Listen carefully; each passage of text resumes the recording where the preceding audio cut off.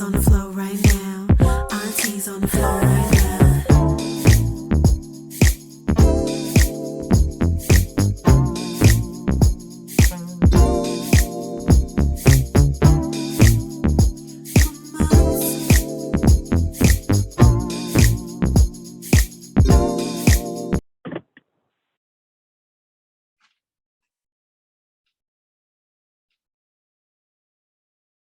Dr. Brandy O'Neill. Okay, so it's go time. Great. Again, welcome to the Wealth Elevation Academy, an international academy. Welcome to the guests on our platform, which is Dr. Lee Lewis, Lael Caldwell, Izzy Caldwell, and also our guest, Robin. So welcome to all of you. And a special welcome to our virtual world out there. So all of our Facebook people, all of our YouTube people, all of our social media people, we welcome you. We're so happy to have you. You guys keep us going. You guys keep us going. You are our audience. So invite friends, invite guests, and just continue to join us each week on Thursday at 7 p.m. So Lael, what did you say we wanted to talk about this week? You talked about something a few months ago that I found pretty intriguing, and we were talking about hair loss, we were talking about financial challenges, we were talking about weight challenges, we were talking about business challenges and things that come up, you being a realtor. And the topic that I thought would be fascinating is how to stay productive when we're experiencing a lot of challenges in our life, how to stay focused, how to stay productive, how to stay financially set when we're being attacked by all sides. I call them flaming arrows, Dr. O'Neill, that you're walking into something and you think you've got everything covered, and then bam, a flaming arrow hits you in the back. And those of us that are strong-willed and strong-minded and we've got a great belief system, we don't go down. Yet if you put enough flaming arrows in someone's back, it's going to be hard to keep walking. So I'd like for you to share a little bit about what you do when you experience challenges and how you stay focused. Okay, so my number one tool in my toolbox is gratitude. I stay grateful no matter what. And that's probably not easy for everyone, but I come from a reference point of little to nothing. So when you come from that type of reference point, then you have the ability to be grateful. And I'm always grateful. And I look at everything as a learning opportunity. If I get a flaming arrow in my back, I look at that arrow and I say, okay, so yes, it hurts. Yes, it's disappointing. Yes, it can be discouraging. But at the same time, what did I learn from that situation? And I like to use something that you use all the time, Lael. How can I be better and better the next time? How can I do things differently the next time? And sometimes we have to just resituate ourselves altogether and look at things from a different vantage point. So I stay positive. Even in the face of adversity, I try to stay positive. And I deal with it at that moment, and I stay in that moment, and then I move on. I handle it in that moment, and then I move on. And some things you just have to avoid. And I know we don't like to do that. We want to come out with our boxing gloves on because it's human nature. But some things you just have to avoid them. Yeah, and but you have to stay positive. The truth of the matter, Dr. O'Neill, that's easy conversation to say, and I tell you that because we have these great discussions all the time. That's easy conversation, but when the rubber meets the road, that's hard. And people, you know, what I think, they really need to, I guess, to hear the truth is not the right word. They really need to hear something that can pull them off of that ledge that they're about to go over, and to say, okay, it's you know, it's okay because I'm gonna move into my area of gratitude, and you know, all of that's wonderful talk, but I want to get to the hard stuff. It's hard. It's real hard to turn around when you're headed for that ledge. And when you're headed for that ledge, you want to take somebody with you. Oh, it's, you know what? It's a good thing we have a judge on tonight. Is that right? The judge is going to be with us next week. Next week. Okay. But that's why we end up in that courtroom where those judges are, because it is a hard thing. And I find it when we just say, okay, just go to a place of gratitude or humbleness. That's not realistic for me. Let's put it like that for me. Yeah, let me talk about me. And you know me. And that's why I can so easily say, it's not that easy to do that when someone has betrayed you and you're that powerful woman, and now you can walk and just say, oh, okay, it's all right. I'm just, no. And Lael tells me, okay, as you do too, oh, Dr. Lee, don't say it. I know what you're thinking. I know how you want to handle this. Don't do it, as you so often do. And it's just frustrated. And I want to talk about the memes, the me's out there, not the wonderful, humble gratitude, the meme. What do you say to the meme? That's a different question. That wasn't the question Lael asked me, though. Lael asked me, how did I handle it? But now that's the question that you asked me. Well, first of all, if I'm dealing with someone else, I want to find out what motivates them, what's important to them. And if they're at that ledge and they're about to jump, okay, then I've got to try to look at that person and assess what's going on in their mind. Because you can't just make it a big broad brush and say, okay, well, this person is going to jump because of this one. This person is going to jump because of this one. You've got to try to look at that person, look in their eyes, and see if you can see the story. Can you see the pain? What's causing them the pain? And how do you alleviate that pain for that particular individual? And it's not a one size fits all. It is not. Each person is motivated by something different. It is not a one-time fit all. No, it's not. It's not. But I was answering the question of how do I handle it? So now I'm going to go to, how do we deal with someone? Maybe they're angry. Maybe they're feeling betrayed.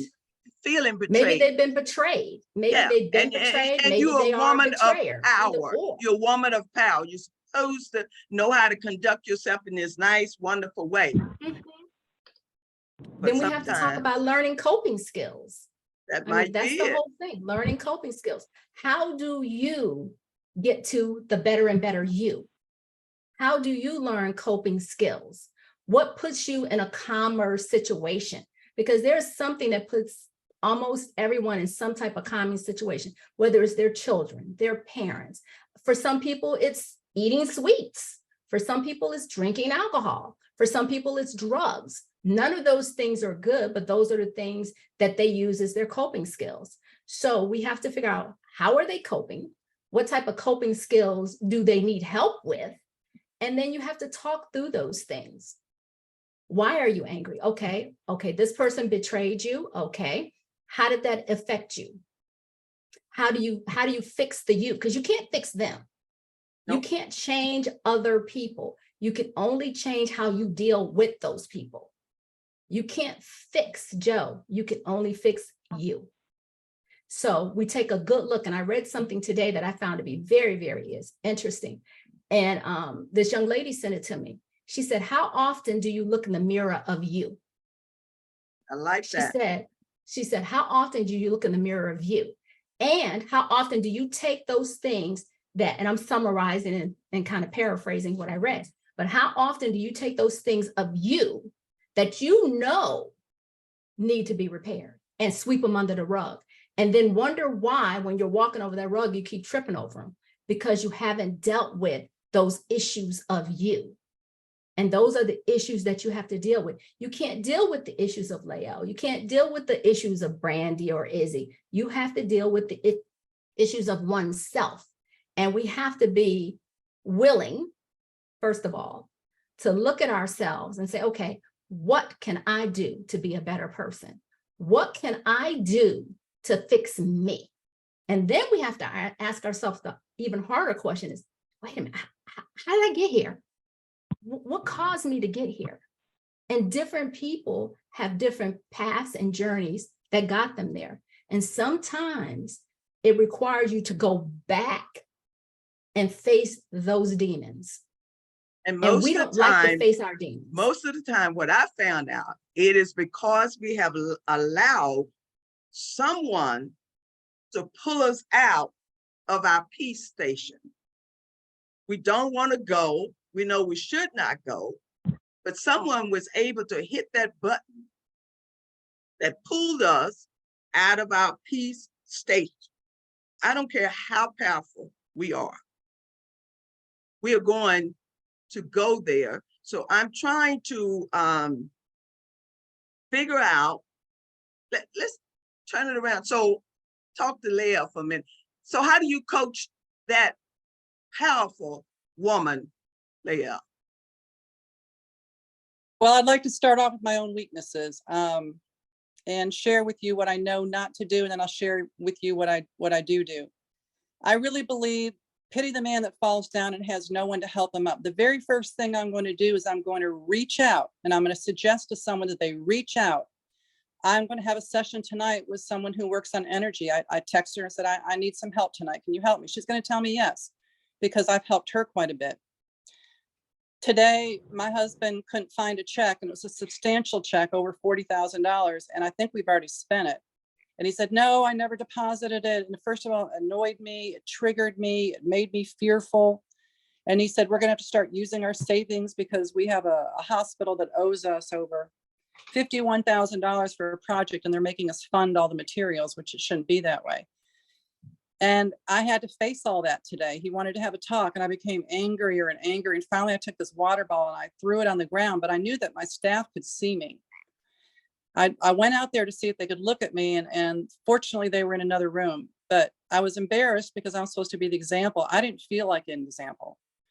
So I knew at that point that I was being triggered from behaviors before the age of 12, and that I needed to get some help to work my way out of it. Then I went to see a client who's a physician, and he was having a day, and he was asking me about some things. He said, well, I trusted you and you told me to do this. And I said, Dr. Jim, I did tell you to do that, and it did work out. You earned $50,000 from this. He said, well, my CPA quit. And I normally would give him a lot more encouragement, but I was still focused on me. I don't want to help you today. This is all about me. I'm here to focus on me. So as soon as I got home, I went for a walk. That's one of the things that I do to cope with issues. I always suggest that to people. You got to find a safe place to deal with you. Some people it's walking. For Dr. LaPrey, she is a physician on the call, and she works with animals. She's president of called SCAMP, where they save Cheatham County animals, and her nonprofit funds all the medical needs of this group. And maybe that's her passion. Maybe that's what she does. You got to find a coping mechanism in the moment. And what I suggest to people is I suggest to myself, pause. Take a pause. Serve somebody, help somebody, and then get your own help. If I don't serve people, if I don't help people, I'm going to stay in that state of not enough. I'm going to stay in that state of fear.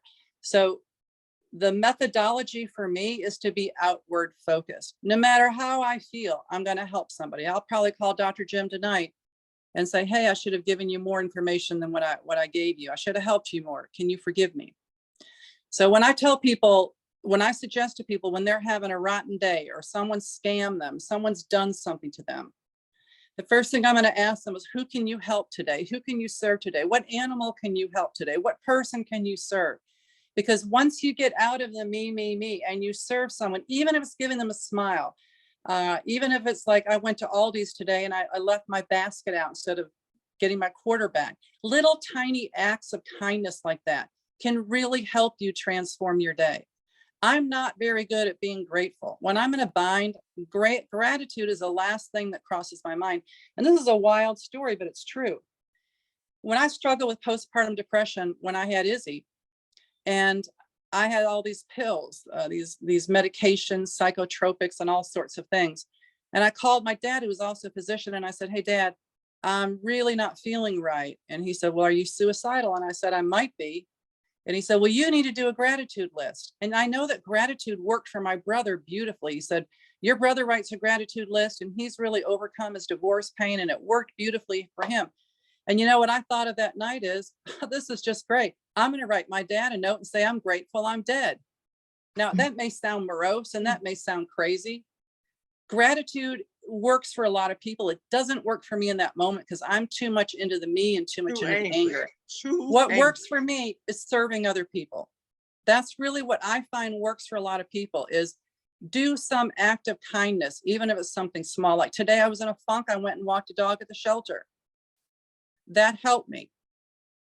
Oh, I'd never heard that before. I'm going to try that, because what I do, I become more angry. I turn it on the inside, because I tell you what I'm really angry about, that I was not able to stand up to that energy that wants to pull me out of my peace, and I allowed it to happen.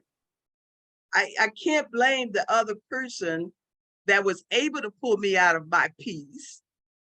So now I'm angry because it's like they won and they should not have. I know, and I knew what they were after, and that was to pull me out of my peace zone. And I'm angry with me now because I allowed it. I saw it coming and I still allowed it. I do the same thing. And you know what I ask myself, Dr. Lee? I may have allowed it to happen this time, but it ain't never going to happen to me again. And I actually rehearse in my mind what I would say if I had another opportunity. And and I think the same thing. And guess what? It happens again and again and again, because it's